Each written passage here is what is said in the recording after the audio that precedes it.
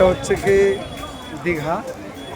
দীঘার মাঝখানে যে রাস্তাটা আছে, আমরা নদীর থেকে একটুখানি আগে যেখানে রুম টুমগুলো পাওয়া যায় আর কি, সেই জায়গায় আছি আমরা। তো এখান থেকে আমরা এসেছি 15 তারিখে, আজকে রওনা দিচ্ছি, ট্রেনে করে বাড়ি যাব। তো এইসব হোটেলগুলো, এইসব খাওয়া দাওয়ার হোটেল, সবথেকে বড় জিনিস দীঘাতে একটু যদি ভিড় হয়, লোকজনের যদি একটু ভিড় বেড়ে যায়, এখানের গাড়িওয়ালাদের ব্যবহার এত জঘন্য হয়ে যায়, এখানে লোকালের ব্যবহার এত জঘন্য হয়ে যায়, মানে যা নেবে সেটার দাম মানে বাজার মূল্য ডবল এখানে। আর গাড়িওয়ালাদের ব্যবহার তো জঘন্য খারাপ। আর সবচেয়ে বড় কথা হচ্ছে কোনো হোটেলে খাবার বানাতে দিলে সেই খাবারও ঠিকঠাকভাবে পাওয়া যায় না। হ্যাঁ, মানে যদি আপনি 1 কেজি চাল দেন তো পাবেন 750, রান্না পাবেন, এরকম ব্যাপার। রান্নার দামও বেশি, 80 টাকা কেজি হিসেবে নেয়। সে যাই হোক, সেটা নিয়ে পরিশ্রম করে নেয়। আর এখানে সবচেয়ে বড় কথা, গাড়ি আর টোটো আর অটো আর হচ্ছে গিয়ে ট্যাক্সি, এদের ব্যবহার এত জঘন্য।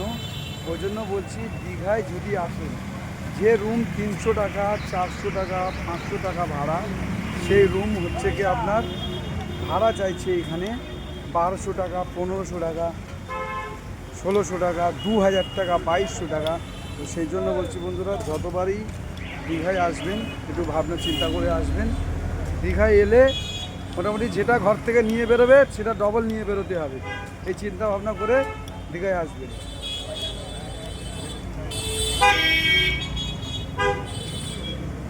এটা হচ্ছে সমুদ্রের দিকে যাওয়ার পথ, জাস্ট একটু দেখিয়ে দিচ্ছি আমি।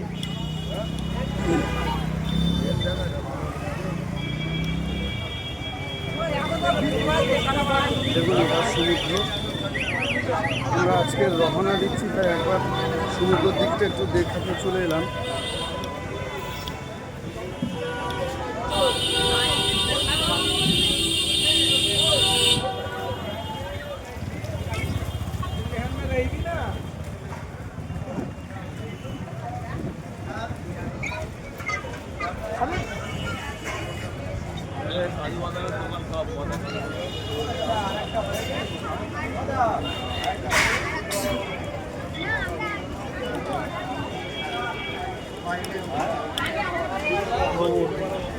এটা হচ্ছে দীঘা, ওল্ড দীঘার মার্কেট।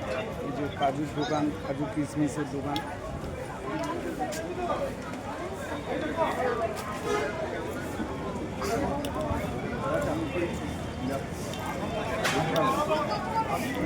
সব খেলনা টেলনার দোকান আছে।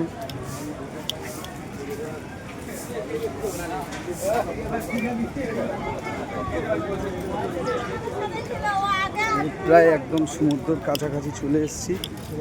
এখন তো কোনো প্রকারের সমুদ্রে লাভা নিষেধ, পুলিশ চারিদিকে আছে, কেন এই টাইমে সমুদ্রে একদম লাভা যাবে না, জল অতিরিক্ত ঢেউ খেলছে, অঘটন ঘটে যেতে পারে।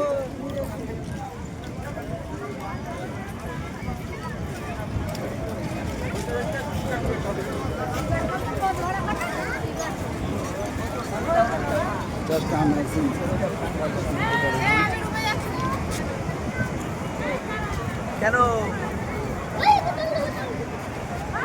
তবুও লোক চান করছে, যদি এখন নিষেধ আছে চান করছে।